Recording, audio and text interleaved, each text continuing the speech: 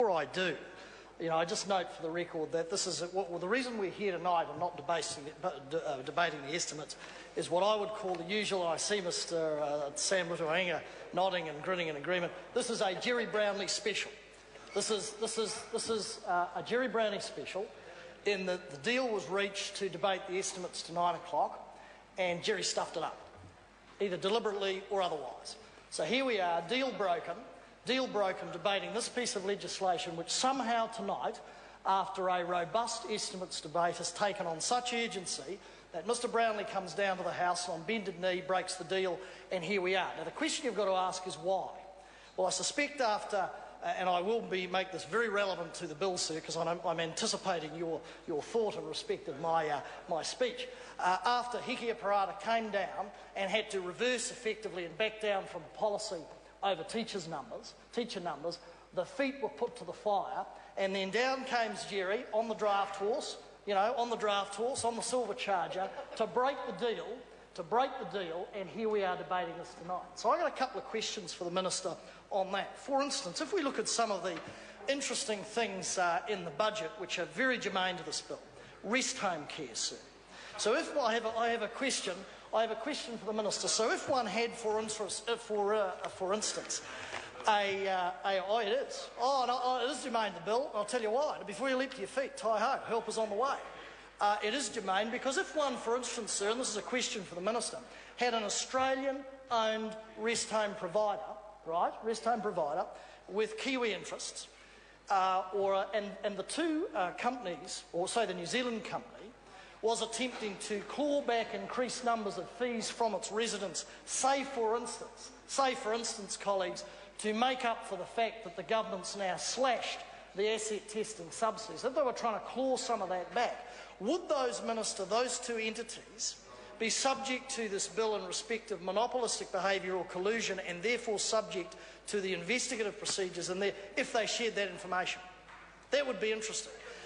That's a good question, I think, given that, of course, the National Party, the third government in its generation, Muldoon, Bolger, and now the Key government, has kneecapped the oldies in respect of, in this case, asset testing, in its history, the pension, or in Muldoon's history, of course, bribing people with their own money. So the question's this. If a New Zealand-owned rest home operator decided to, in a monopolistic way, claw back monies, could that information be shared with an Australian provider, and would that then be collusion and subject to the provisions of this Act?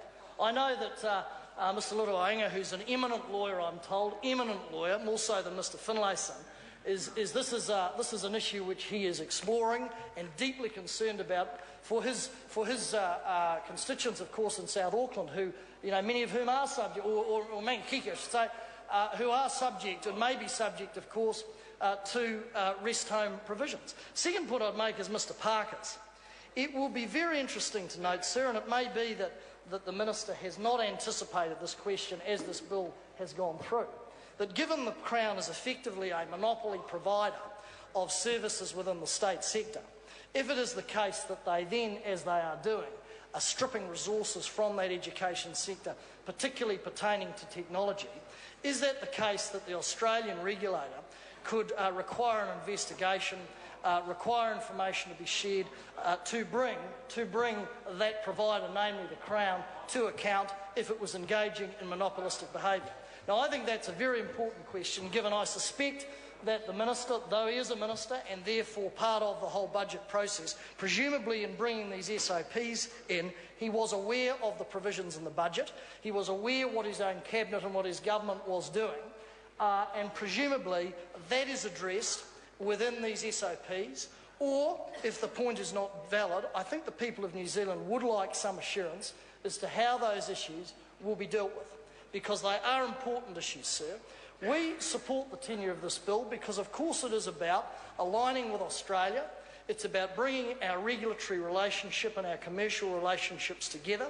It is about attempting in doing that to make business easier and more transparent for the entities on both sides of the Tasman. And that is something that has occurred for a great, Mr. Chair. Honourable Clayton Cosgrove. for a great period of time going back beyond CER. But I think there are some lessons coming out of the budget which need to be addressed.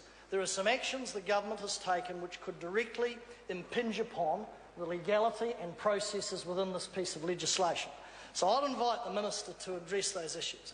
There will be elderly folk who have now, sir, of course, been shocked in recent days by the announcements of this government, having gone back on its word, who will now be listening to this debate tonight wondering, for instance, especially rest home providers, if this legislation will impinge upon them in respect of their relationship with their counterparts in Australia or indeed in other places. I also raised the other point that Mr Parker did in terms of what controls are there in terms of information sharing. I would note that I would assume that there are some jurisdictions internationally that we would not want to share information with, perhaps. What are the controls or vetting procedures from receiving information and verifying that from some of those jurisdictions?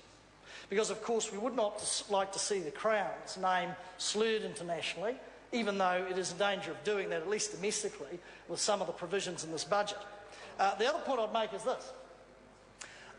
In terms of monopolistic behaviour, we know in Australia there are also great young entrepreneurs called paper boys and paper girls. And they indeed, sir, are paid for their service. I'm not sure. I think their tax provisions, sir, are far more generous in Australia. I think it's the first 3,000 or 4,000.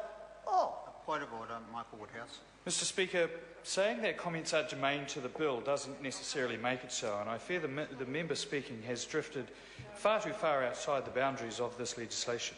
I'm the judge of relevance in this matter, and I'll ask the member to speak on part one from now. Thank you, Mr Speaker, and I completely note, and as the House does, sir, the quality of your rulings, and I know the inexperienced souls, some of them on that side, will be learning, sir, from your learned judgments in respect to this bill. So, sorry, that was hang on, that was a bit of a dandelion at the back of the garden, I think, over there, who decided to wake up.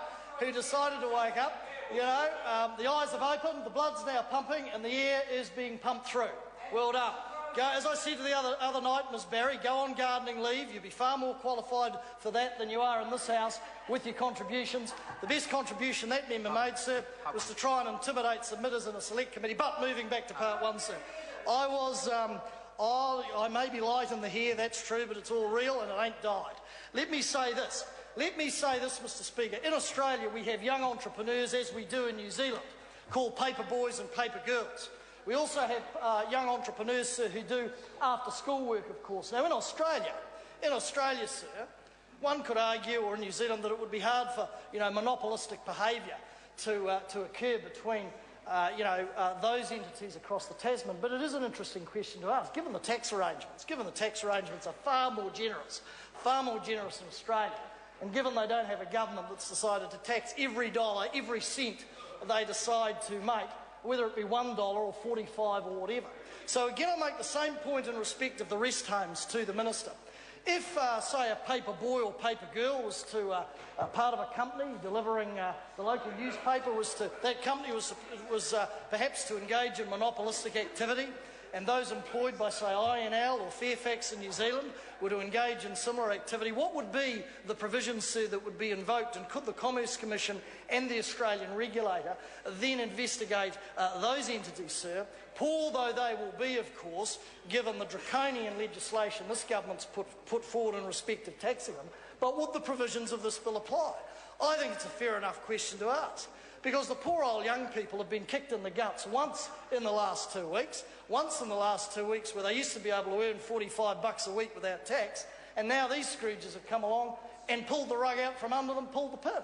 So I think we wouldn't want to scare those fine young entrepreneurs, sir, that the government said once, many, many years ago, that it wanted to encourage entrepreneurship and a brighter future. Many years ago, they don't mention those words now, of course, and they have a harder job mentioning when they're actually discouraging entrepreneurship as they did in the budget. But I think that is a fair question to ask. We are giving these regulators substantial powers in this legislation. And will it apply to those rest home companies, to those companies employing paper boys and paper girls? Will those provisions apply, sir? To what extent? And also the quality of information. Which jurisdictions will we not be prepared to share information with? my colleague Mr Parker mentioned Fiji.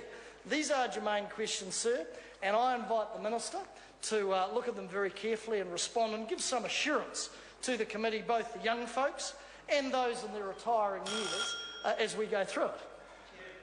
Call Beset Assembly to Winga. Thank you, Mr Chair, and I take this